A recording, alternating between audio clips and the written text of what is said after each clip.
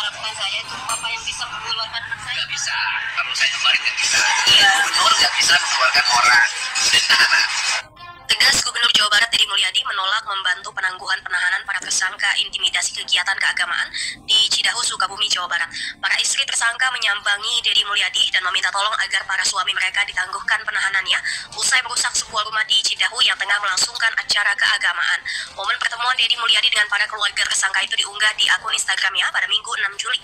Sambil menangis, istri tersangka memohon agar Deddy Mulyadi membantu penangguhan penahanan suaminya, sebab tersangka merupakan tulang punggung keluarga. Deddy Mulyadi pun mengatakan bahwa dirinya sebagai gubernur tidak bisa ikut campur terkait dengan proses pidana.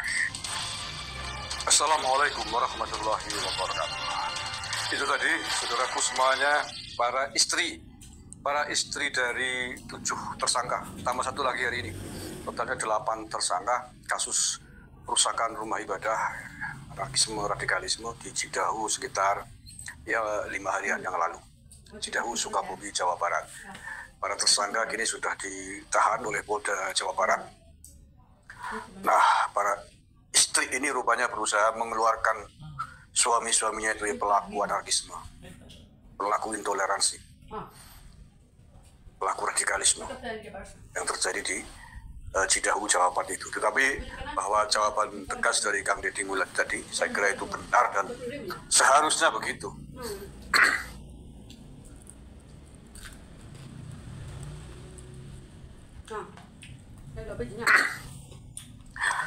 Karena ini bukan perusakan biasa loh ya, perusakan yang dilandasi atas dasar kebencian, penolakan terhadap umat agama yang lain. Ini dampaknya sangat luas, merusak kerukunan umat beragama, merusak cita rasa Bhinneka Tunggal Ika yang selama ini selalu kita pupuk, selalu kita pelihara. Nah, ini segerombolan orang di Cidahu, Jawa Barat mencoba mengacak-acak itu, merusaknya dengan cara yang sangat sadis menurut saya, sampai menginjak-injak merusak simbol agama orang lain. Nah, untuk itu kemudian ditangkap oleh Polda Jawa Barat untuk ditindak, untuk diberikan sanksi hukum, sedang dalam proses hukum. Nah, tadi Kang Deddy Mulyadi sudah sangat tepat saya kira, kalau sampai mengajukan penangguhan penahanan memenuhi permintaan para istrinya itu, saya kira Kang Deddy akan dikecam tidak hanya oleh orang-orang Jawa Barat tapi oleh seluruh masyarakat Indonesia. Nah, yang membagongkan adalah upaya salah satu staf khusus di Kementerian Hak Asasi Manusia yang kemarin nggak tahu mau caper atau mau apa ya, tiba-tiba mengajukan permohonan penahanan. Ya, ini memang sebuah upaya, sebuah langkah yang sangat tidak lucu sama sekali gitu ya. Lah ya, yang melanggar HAM siapa? Kepala orang dari Kementerian Hak Asasi Manusia, ucul-kucluk, icik-icik, tiba-tiba mau menjadi pahlawan, mau membebaskan orang yang melanggar hak asasi manusia. Yang dibela oleh Kementerian HAM mestinya adalah korban pelanggaran, penyerangan oleh orang-orang Cidahu itu, korban dari intimidasi, persekusi atas hak mereka beragama. Bahwa yang dibela ini pelaku kekerasan, pelaku perusakan. Nah, ini lucu sekali, tidak mutu sama sekali, di luar logika kita di dalam berbangsa dan bernegara. Mungkin niatnya mau jadi pahlawan biar dikira welas asih, dikira